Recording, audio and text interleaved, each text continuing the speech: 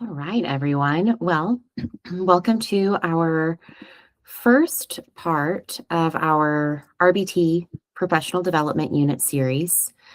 This is an on-demand series, so it's designed to let you watch at your own pace, in your own time, in the comfort of wherever you may be, whether it be your car, your home, your office, wherever it might be. So this is a new thing that the Behavior Analytic Board has us doing, and I think it's actually really pretty great. Awesome. The reason I think that it is because I think that many of us coming from the RBT world, I was a behavior interventionist, and this is well before they had the credential for registered behavior technician. And I was fortunate enough to work with a company that provided a ton of training. I recognize that not every company provides that training. And unfortunately, a lot of times as the RBTs, we're seen as, well, pretty dispensable, right? And that's unfortunate. So I think that the board also recognized this, whether or not it was a timely way or not, that this was happening, but it is what it is. The biggest thing, though, that I want us to recognize is that with this series, my hope is to go through and provide the type of training that I wish that I had been provided many years ago, as well as to demonstrate some of the trainings that we do already for the staff that we have at across environments here in Colorado Springs. So this is a 12-part series. So each month I will be breaking down different concepts and ideas, especially some that are a little bit more higher in scope, things that maybe you saw on the RBT assessment and exam and you're like, I actually don't know what that is. But I went through my flashcards or my Quizlet and I was able to pass the test, right? But I still don't have a really good understanding of what this looks in practice. The other thing that I'm going to say is that you're the front line. When we look at the breakdown of RBTs versus BCBAs, RBTs are with the learners at least 80% of the time, and you are only getting, at most, usually 20% supervision. And that's because that's the way insurance is. There's not actually a lot of research or evidence to support that 20% supervision is adequate. And I would also argue that there are many times that the BCBA struggles to take feedback from RBTs.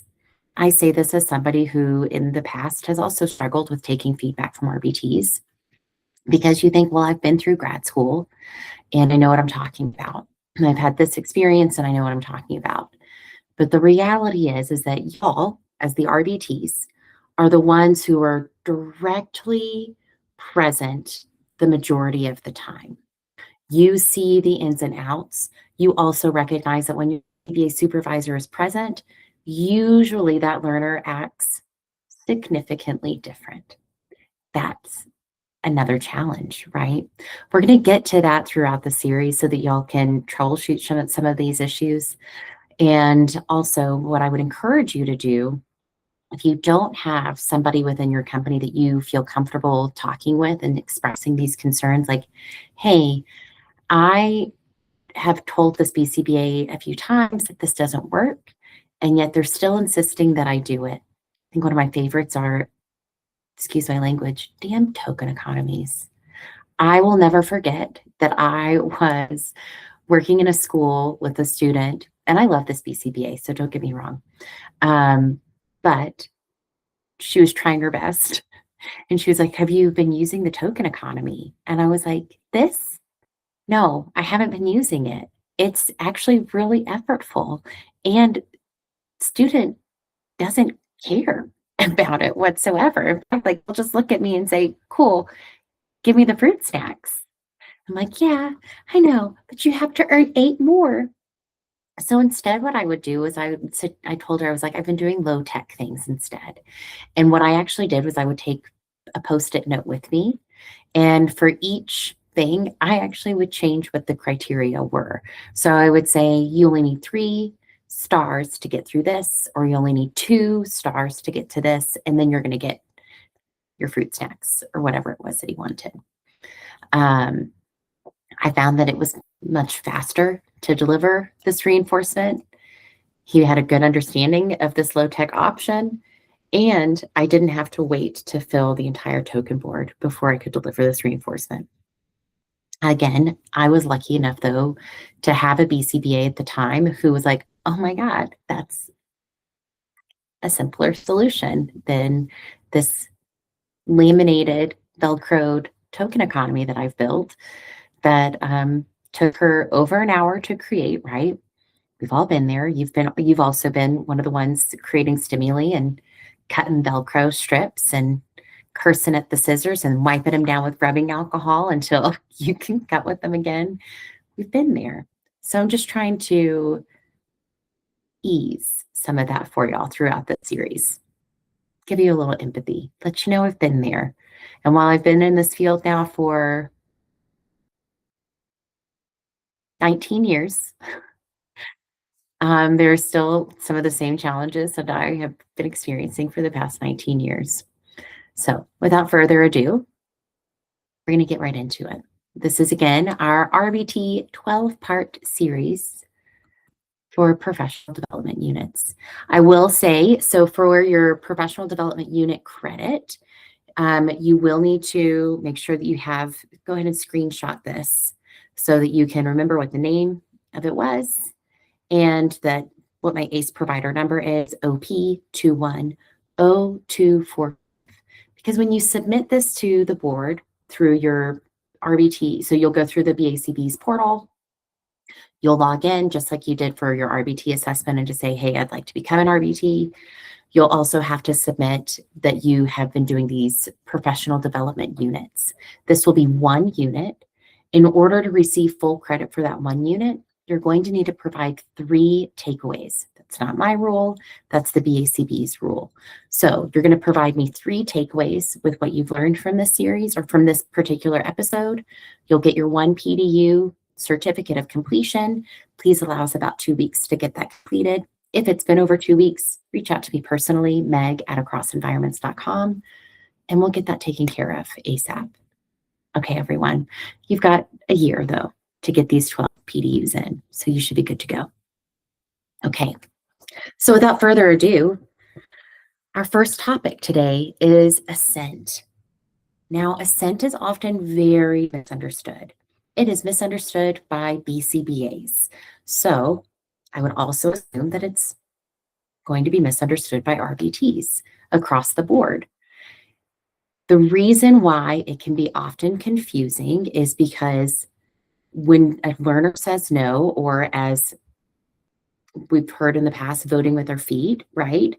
Where this is a Fabrizio term, he would say, well, if the learner votes with their feet, walks away from the task, the challenge, or the demand, then we need to honor that assent withdrawal, right? Recognizing that it's assent withdrawal. However, it's still our job as behavior analysts, and I'm lumping you in to that term too, because you are a behavior analyst, to gain assent. So how we do that takes creativity. It doesn't mean that if a learner says, no, I don't want to do that, that we just kind of let them not do it for the rest of time. It's not realistic. It's not helpful. And when we're looking at the 7 dimensions of applied behavior analysis, which we're looking at the application piece and the generality piece, we have to make sure that what we're doing is socially significant.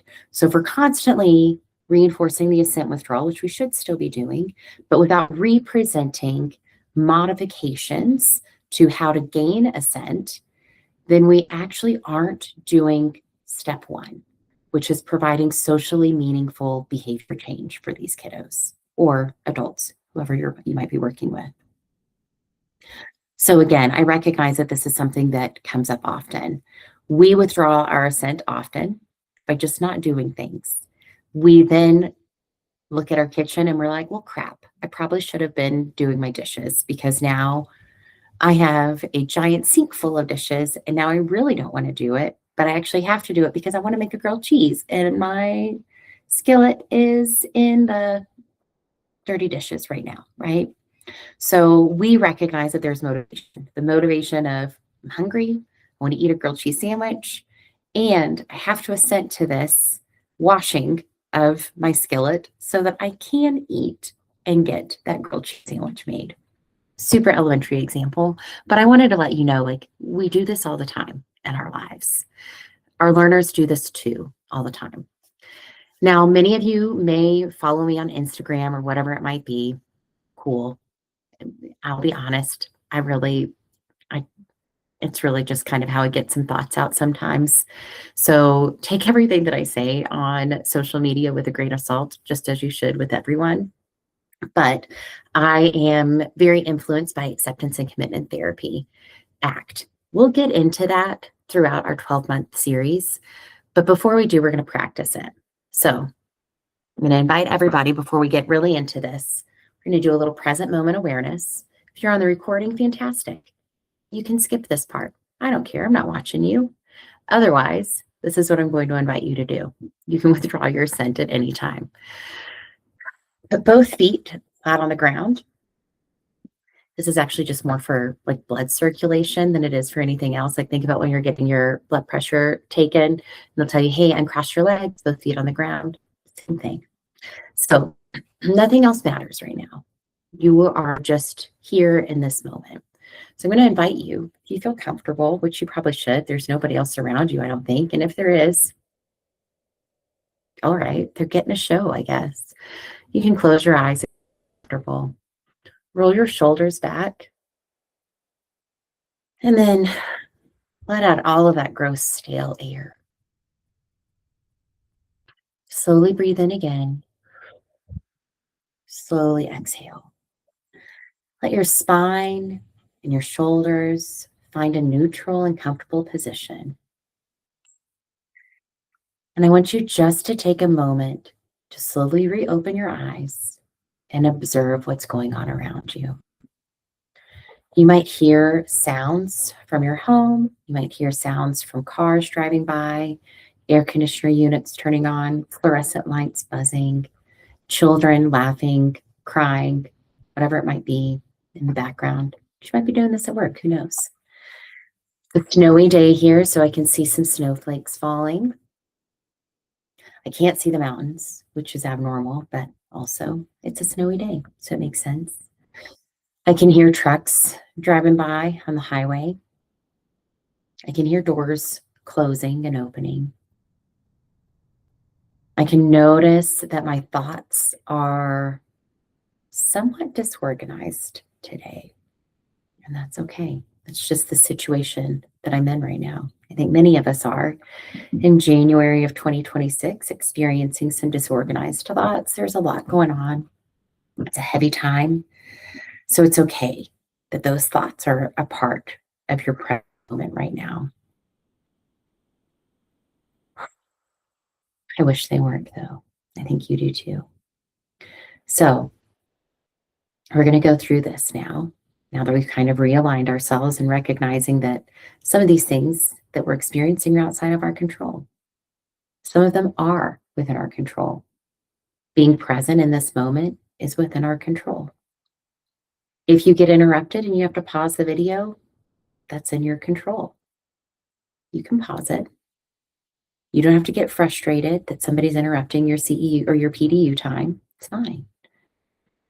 You can come back to it at another time. It's important that we model this for the students and the learners that we work with too. I encourage our staff often to take deep breaths during sessions, especially before you're about to present a challenge, because it can be sticky. We're going to work through that. Today, we're really going to be working on defining what assent is and defining what assent withdrawal is.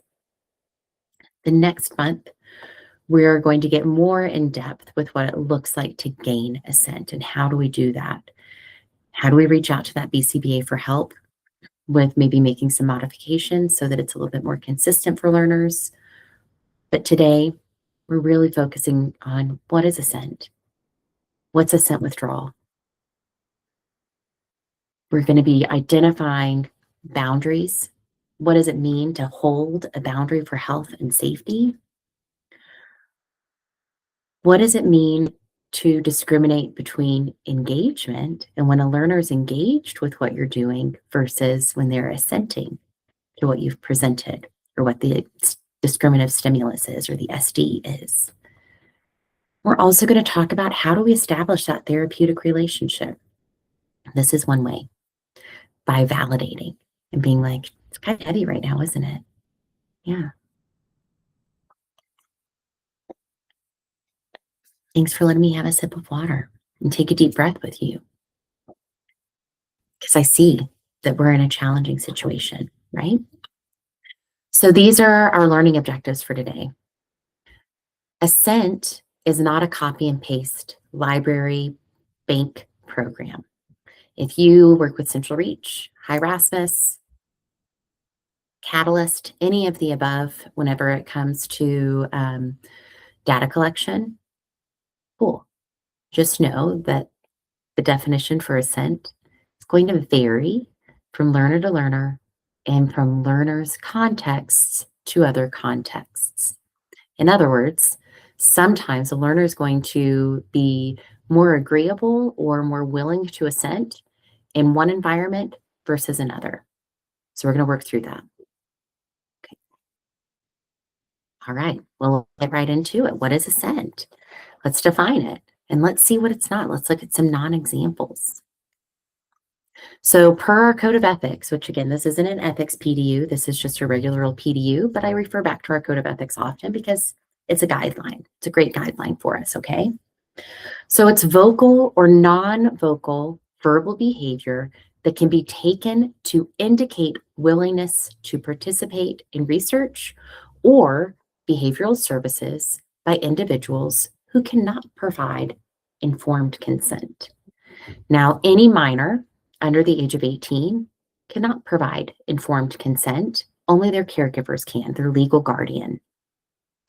Now, there are some who are over the age of 18 who still are under a legal guardianship, meaning that they also cannot provide formal consent. So when we're talking about informed consent, this is when you go to the doctor's office and they say, okay, I've got two things for you to sign. One is your surprise billing statement, and the other one is your consent to receive services.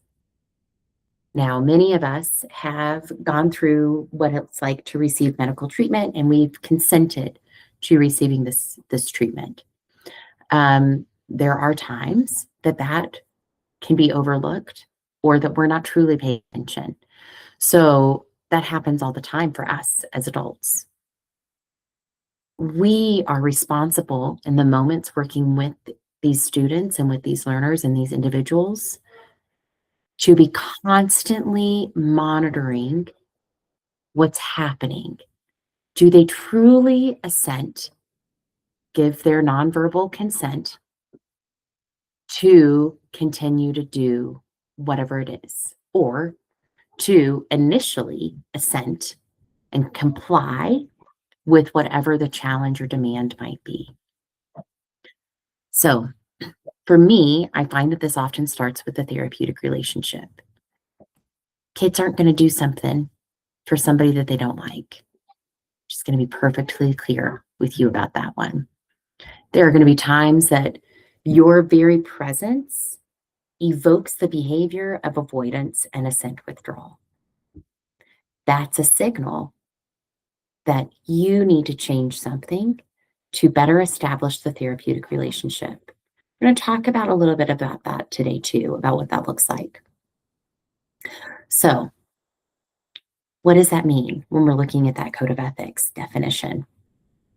It means that, as Dr. Fabrizio would say, that when a learner votes with their feet, we honor it. When they walk away, we say, all right, cool, well, you're not ready to do this. We don't then jump in and do 3-step guided compliance, which was a very standard practice when I first started in this field. And for those of you who don't know what that is, thank the Lord you don't know what it is. But I'm going to tell you what it is now. It's where you essentially block the person from being able to leave the general area of where you are. Then you signal to them and prompt them to engage in simple imitation exercises. Do this, do this, do this. And if they don't, you take their hands and you do it for them.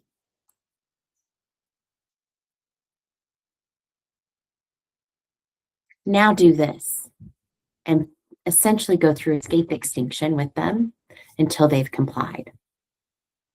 We're going to talk about what this looks like because I've also worked with several outside therapists that will say that they don't use escape extinction because they don't understand what escape extinction is. So I'm talking about like when you're doing a co-treatment session with an OT or a PT or a speech path, and you're like, oh my God, they're withdrawing their assent. Why aren't we doing anything about it? We'll get to that in further PDU events. So don't worry, we'll talk about it. So assent doesn't mean that the learner is constantly talking with you. It doesn't mean that they're engaged in interverbal communication exchanges with you. That's just engaging in interverbal exchanges with you. It's not assent. If you were to say, hey, it's time for us to go brush your hair, and instead they start talking to you and say, oh man, I don't really want to brush my hair today. I think brushing my hair, like, it's kind of like hard. And instead, did I tell you what happened today at school? And right. And like I've seen BCBAs write that engaging in conversation with an adult is assent. I'm like, oh no. In fact, I've seen it most often as assent withdrawal. Because if you notice right away, they're like, I don't want to do this. And now I'm going to change the subject. And because I know that you're one of those people that I can get off track really easily, I'm going to keep on doing that. That behavior is being reinforced. So that's one of the things that we really want to focus on too, is recognizing, yes, we can be fun, kind, cool people and still gain assent. We can still honor assent withdrawal while still presenting another opportunity for them to assent to whatever it might be. So as I mentioned, you have to find a way to gain their assent because that's what we're here for. If we didn't go through these challenges with our learners, then we aren't, again, going through that socially significant behavior change. It won't matter to them. It doesn't matter to the families. We still have to help them through this. Otherwise, what are we doing other than just playing with the kids or letting them get off topic and tell us about their day? There's a place for that. So when I talk about modifying and adjusting, this is what I mean. So I'm going to go back to the hairbrushing example. Okay, it's time for us to brush your hair. And they're like, oh, instead of saying, I don't want to, they start doing something else. And you're like, oh, okay. And so you start engaging with them doing that other thing, like building their Lego set, and they're talking with you and you're like, oh my gosh, they're talking with me.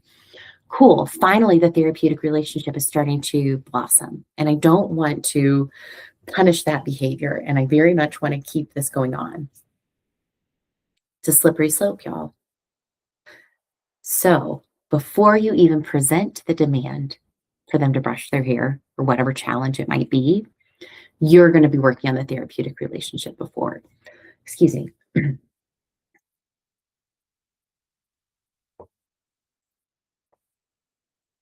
Establishing a therapeutic relationship is the modification and adjustment that should happen before we present challenges. If you are an unknown adult walking into a new setting with a learner and you say, hey, it's time for us to do this really hard thing, why are they going to do it? What's their motivation to do it? They don't know you from Adam. So let's create a little space there. Get down on their level. Hey, how's it going? I love what you're playing with right now. I also really like trains. That's cool. Percy's actually my personal favorite. I really think that he's pretty funny and tells lots of jokes. Now, after that learner is like kind of looking at you, you're going to get a little bit closer. You're not going to try to take a toy away from them to get a manding trial in. Instead, what you might do is pull another stimulus over. You're going to start playing with it near them, parallel play, making some car sounds, some train sounds, whatever it might be. Maybe you start to crash, right? Maybe you are playing a totally different thing next to them. One of my favorite things to do, setting up a marble run tower, setting up Jenga tiles. Takes a long time and it's engaging. Not expecting the learner to do anything with me, and I'm still engaging in this parallel action with them. Now, one thing, other than asking, how's it going, where I'm not expecting an answer, I haven't asked a single question. Here's why. It also requires a therapeutic relationship for people to respond to your questions. That's a demand. So if we're working on gaining assent, I'm not going to start by saying, what color is that? Whoa, that's really cool. What did you do today? What's your mom's name? That's one of my favorite things, is like in the middle of like playing, like you're like, okay, creeper, start asking personal information questions that have zero context to what we're doing. That's not naturalistic teaching, by the way. We can talk about that in another one. But all you're doing is establishing yourself as presence, as a safe adult. They might ask for your help. Beautiful. Now you've moved up in this kind of level of engagement to where they're seeking you for help in some way. Now it's time for you to model what assent looks like. Oh my gosh, yeah, sure, buddy. I can help you with that. Let's take this apart here, put this together here. There you go. Now we're going to get back into this kind of playing, this parallel engagement. Then I'm going to start asking some very subtle questions, right? I'm going to say, oh man, can you make it go faster? I'm going to slow mine way down. Then you might say, hey, transition morning, antecedent strategy. In about 5 minutes, we're going to have to go move over there, okay? All right, cool. Thanks for letting me know that you don't want to. How about in 6 or 7 minutes? Which do you want? 7 minutes? Awesome. I'm going to set my timer for 7 minutes so that when my timer goes off, we're going to just move ever so slightly over there to that chair. We can take our toys with us. So again, this seems like it's taking a really long time. Do you know what takes a longer time? An extinction burst. So it's okay that what's happening beforehand takes a little bit of time. Let's say that you only have an hour and a half or 2 hour long session. Been there. You might be going through this a little bit more quickly. But my favorite thing is when you have an hour and a half or 2 hour long session and then you look and you've got 23 programs to run. That warrants a conversation with the BCBA. I can't actually get all of these done in this short amount of time. And if they're receptive to it, they're a great BCBA. They're not very receptive to it, it's going to be hard. So you're going to do what you can within those moments.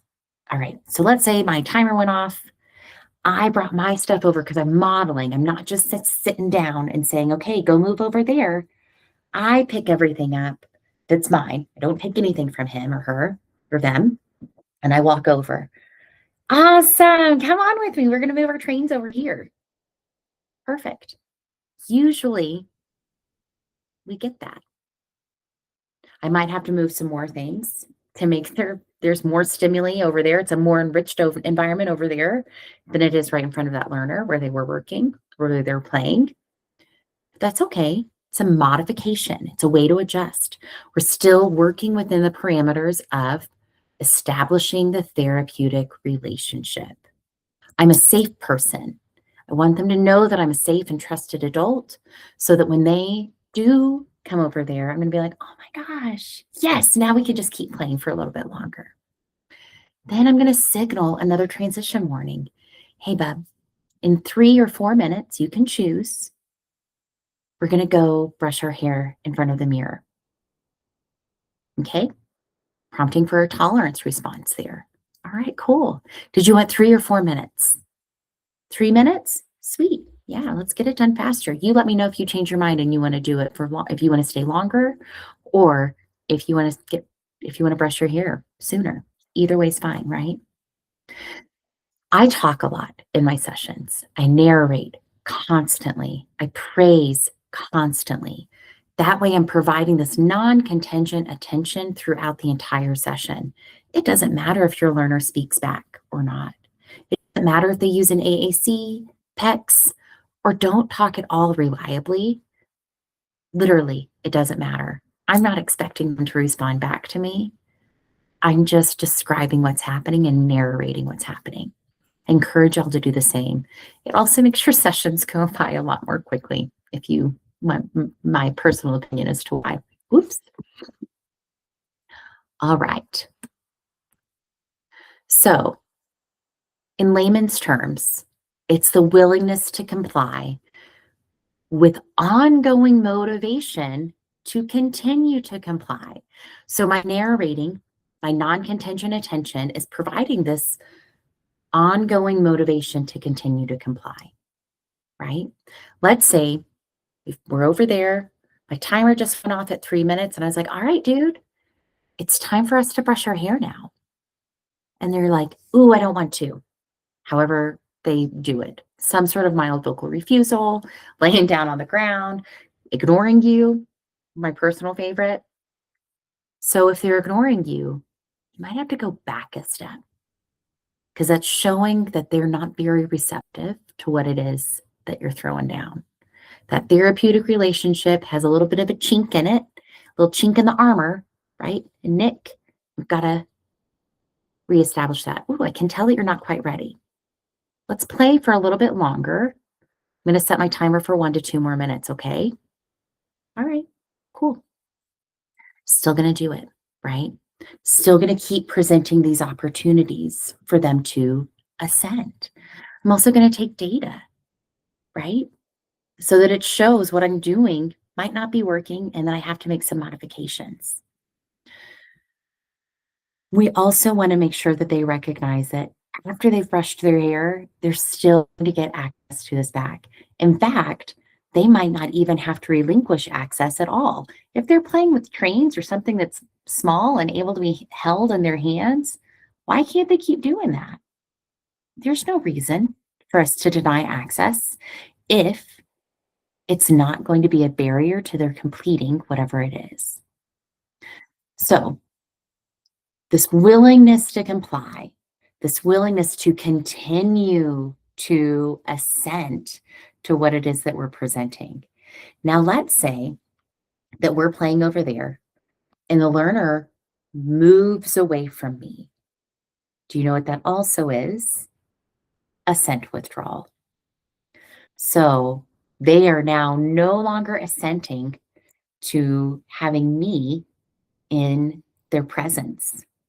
How many times has that happened to y'all? It's okay. It happens. You're like, oh crap, do I score this as elopement? Well, technically not. They're 5 feet away from you. So by definition, they haven't gone out a door. They haven't gone more than the BCBA's operational definition defines. So no, not technically. They didn't run away from you. They were just like, just gonna not be close to you anymore, right? These are things that happen in our sessions. It's realistic. Kids and learners and individuals don't always like other people. I don't always like other people. Do you know what I do whenever I'm tired of a conversation? Thank you so much. It was great talking to you. Oh man, so-and-so just walked in. I gotta go. Excuse me 1 second. I gotta go over there. Oh, I think my mom's calling. Gotta go check on my mom, right? These are things that happen too with our learners. They just don't always have the social constructs to be able to say these things and to politely excuse themselves from being in your presence and to withdraw their assent. Does that mean that I'm going to go straight over to them and force them to engage in parallel play with me again? Nope, sure doesn't. Because what would that do to my therapeutic relationship? It would actually really cause harm to that therapeutic relationship. Excuse me one second. I'm going to cough, and I don't want to cough in anybody's ear.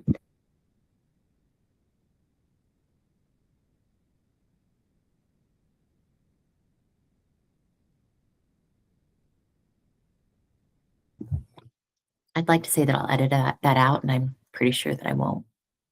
So just sorry about that. Okay. So that therapeutic relationship is really important.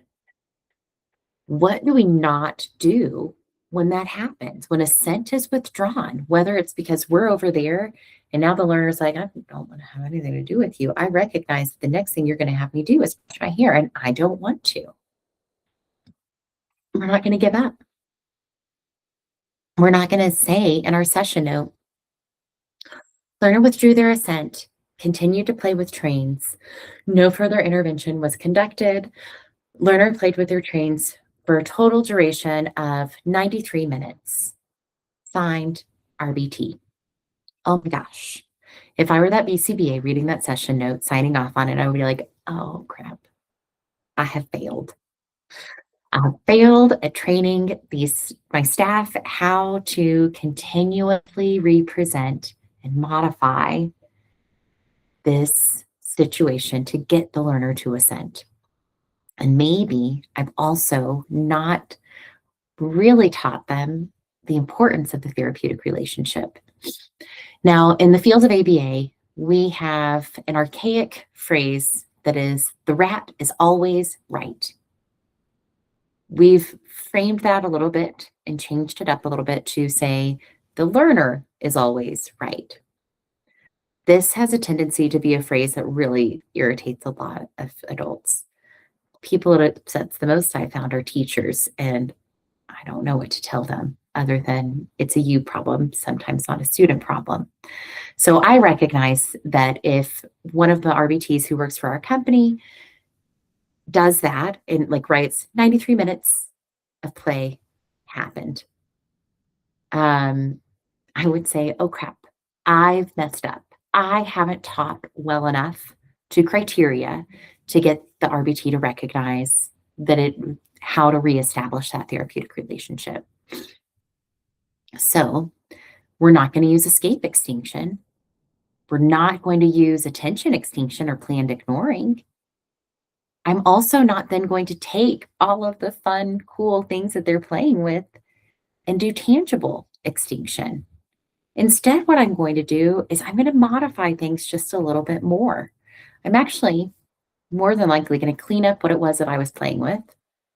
And then slightly closer, not as close as I was because I've got to repair this relationship, I'm going to bring in a different stimulus to play with. And I'm going to, again, narrate this really cool, awesome experience that is happening in my imagination playland that I've created.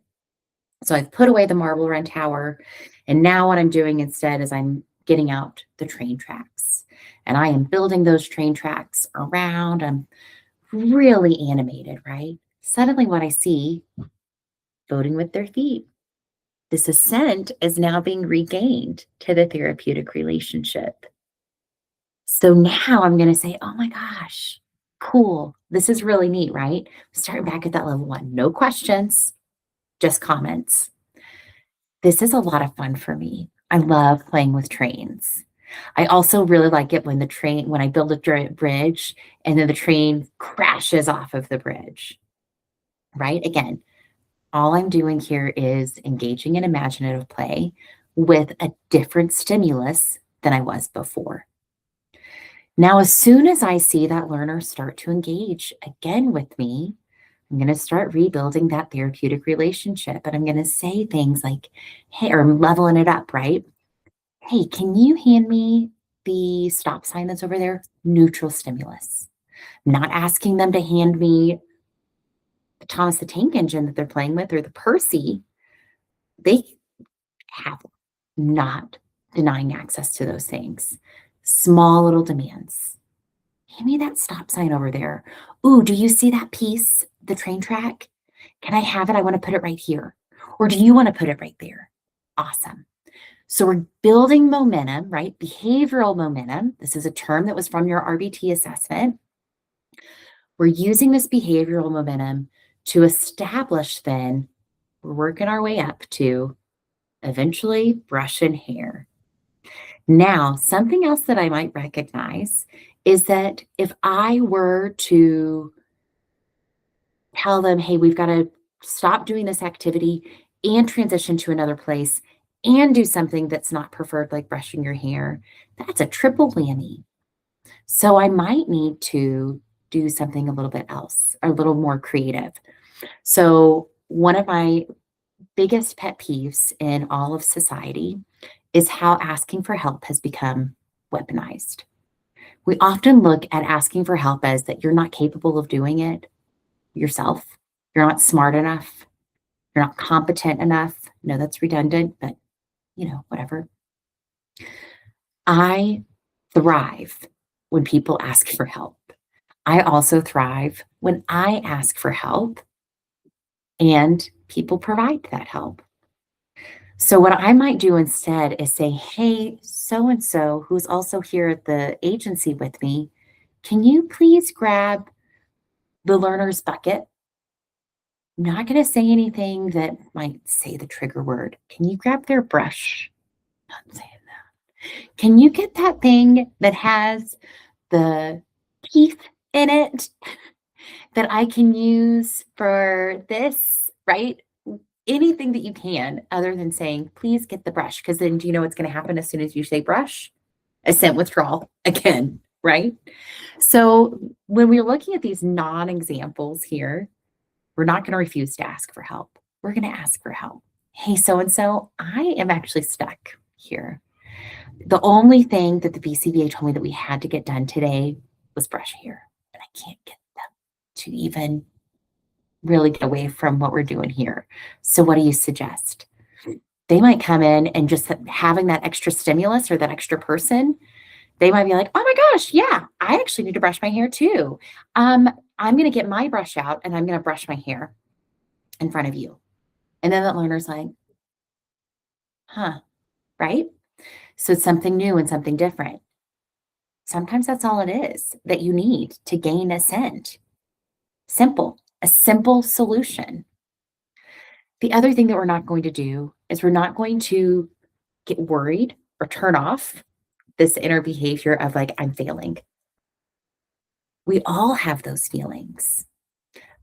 You will hear me talk about this often, but one of my favorite BCBAs is a precision teacher who's out of Penn State. His name is Rick Kubina, and he will say, shame on you if you are not considering inner behavior when you are considering behavior change.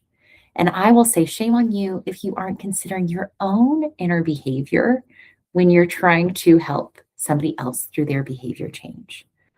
So don't turn it off. It's a signal. We all have that feeling of like, oh my God, everybody's watching me and I'm failing. And the supervisor is going to give me some pretty critical feedback because I'm not able to get this learner to assent to brushing their hair. I've been there. It's okay. Or you're in home, the BCBA is not there, but it's the parent and they're just watching you, waiting for you to get them to brush their hair. And you're like, I feel a tantrum is about to come on and I am scared, right? They're going to hit the parent and I didn't do anything to prevent it. And I'm a failure. We've all been there. So I don't want you to feel like a failure.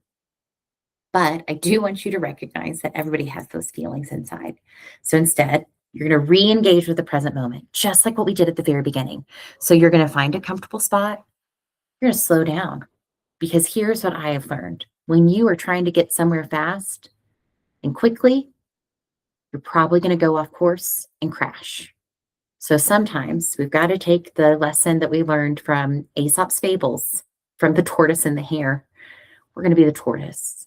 We're actually going to slow down. We're going to pause for just a second.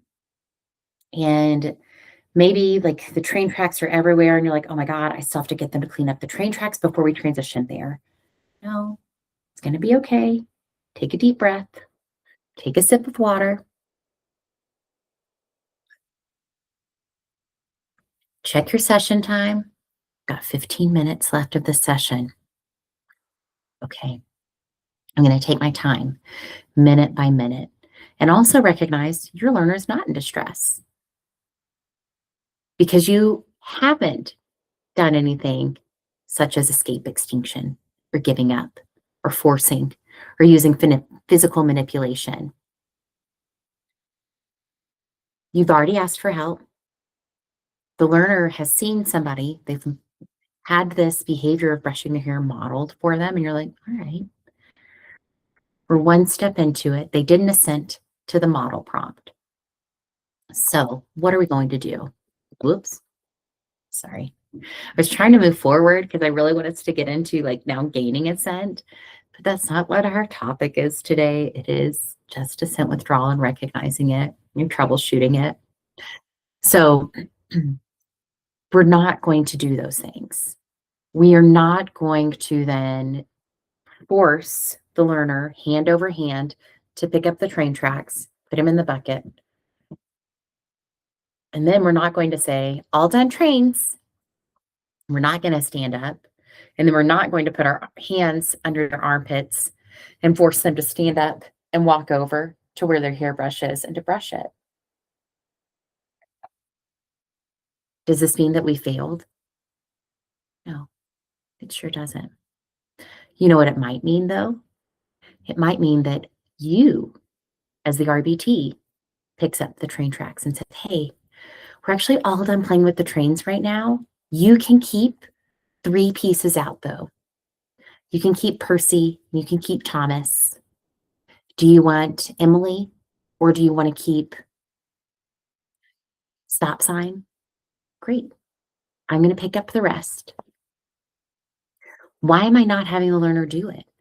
Because I haven't gotten them to assent to a single thing yet.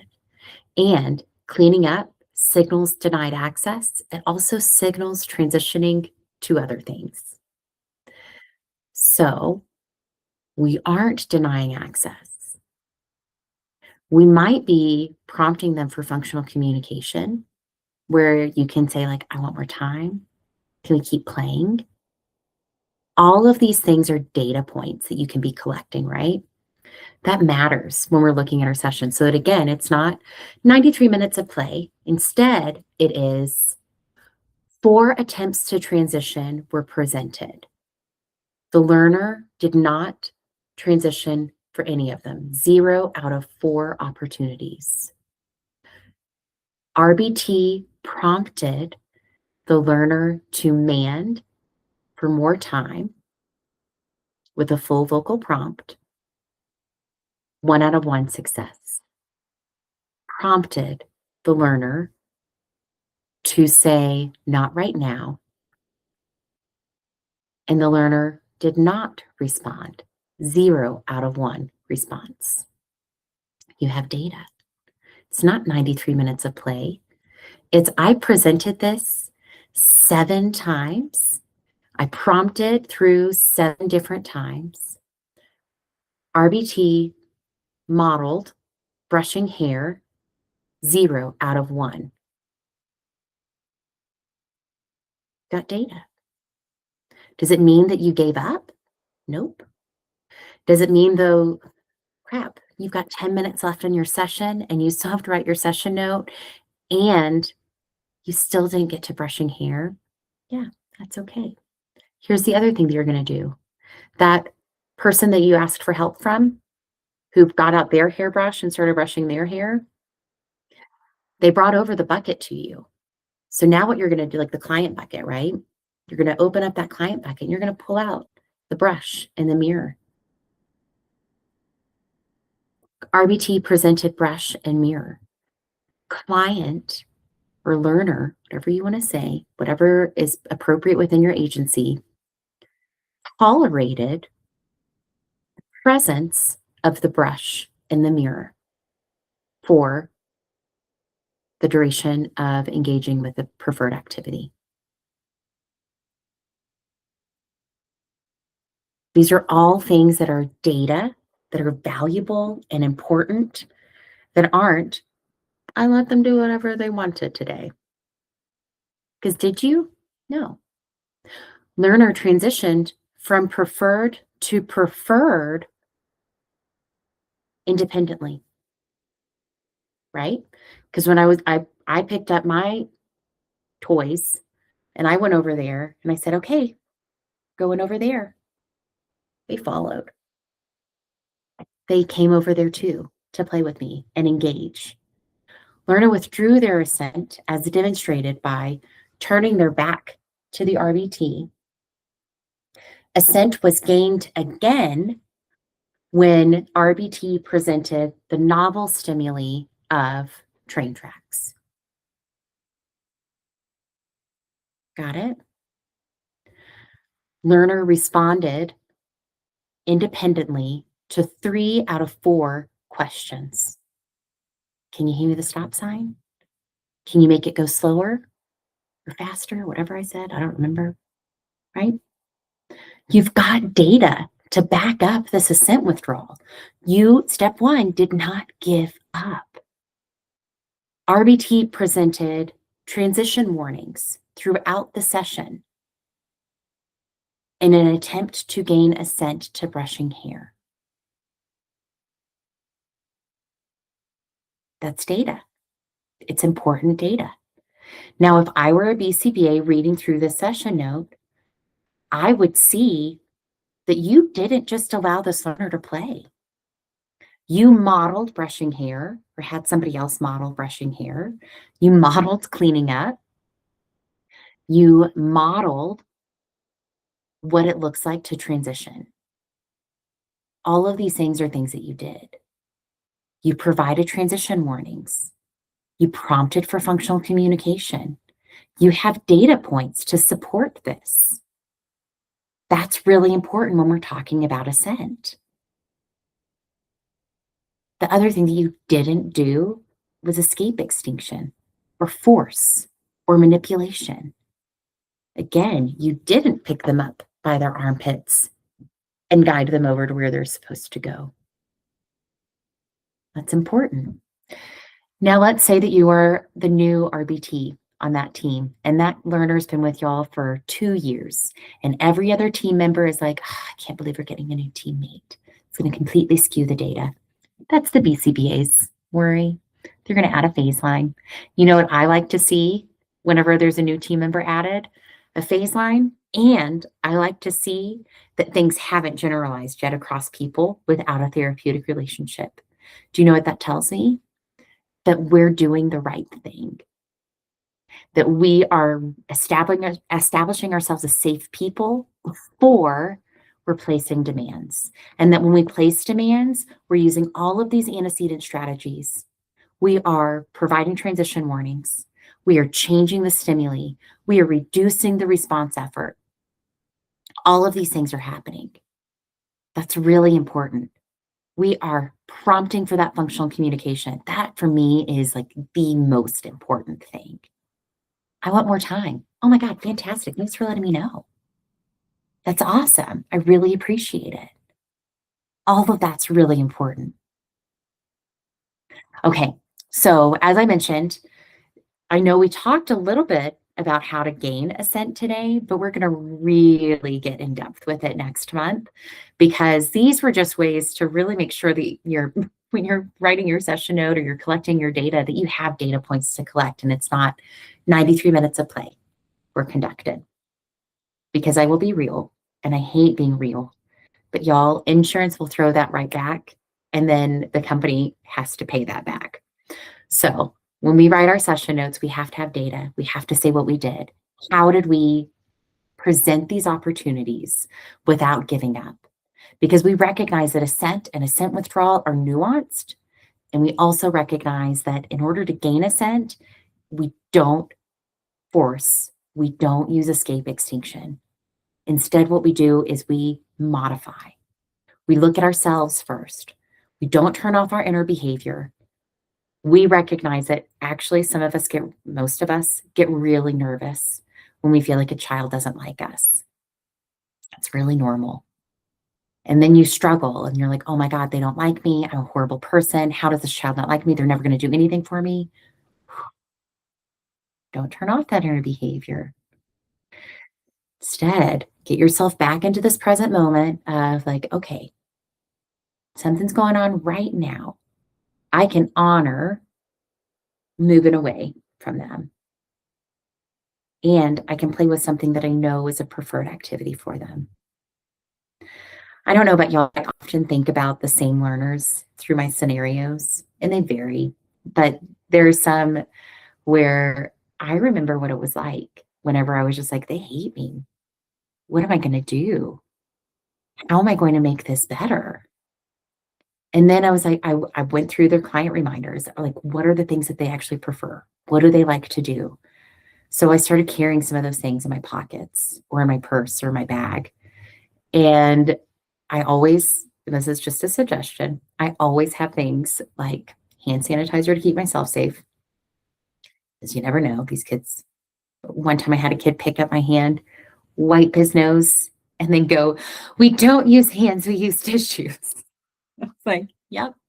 So I always keep things like that, but I also always keep preferred items in like on my person. So I might have stickers, I might have bubbles, I might have balloons. One of my favorite things to do is, instead of tying the balloon, I let it go, because I don't know about you, but sometimes the sound of a loud popping or the thought or the fear that that might happen through operant conditioning makes balloons really aversive. So instead, I'm like, and let them go, right? Wiggle around the room. I always carry a little thing of Legos with me. I can build, do whatever I want to. I used to always carry Jenga tiles around with me so that I could set them up like dominoes. I also used to carry dominoes around with me because those were smaller, and then create like those little crash and effects, like cause and effect crashes, right? So read those client reminders. That's going to be really important for you. And if you don't have client reminders, ask. Ask the parent, the caregiver, whoever's there, the BCBA, what do they like to play with? Let's say it's a brand new kiddo. I don't know. Cool. Well, give it 5 minutes. They're not engaging with this. Gonna put that away. Get something else out. Play with it. Give it 5 minutes. Still not engaging with it. All right. So I've got data. Presented novel stimuli twice. No assent was gained. Still have data. Okay, cool. So y'all, this was really about establishing the therapeutic relationship, how you do it, how you recognize what is assent, what is assent withdrawal. The other thing that we didn't really talk about, which we'll get into really quickly, is what's a health and safety boundary. Brushing hair is not a health and safety boundary. It's not. But let's say it was to go to the bathroom. We're going to have to get really creative with that, because that is a health and safety boundary. We do have to hold those boundaries in place. So we're going to work through troubleshooting what these health and safety boundaries are. Cleaning up the toys is usually a health and safety boundary. Why? Because if there's a fire and there are toys everywhere, they're going to fall. They're going to trip. So we do clean up those things. If the learner is not assenting to it, we model what to do. So I hope that makes sense, y'all. Again, we're going to get more into this and more in depth throughout our series. Next month, we're really going to be breaking down how to get the learner to assent to a health and safety boundary. All right, everyone. Like I said, please email ace@acrossenvironments or meg@acrossenvironments.com. Your 3 takeaways. Give us about 2 weeks so that we can get your PDU certificate to you, so that you can get that uploaded to the BACB's website under your own personal RBT portal. Amazing, everyone. Happy learning.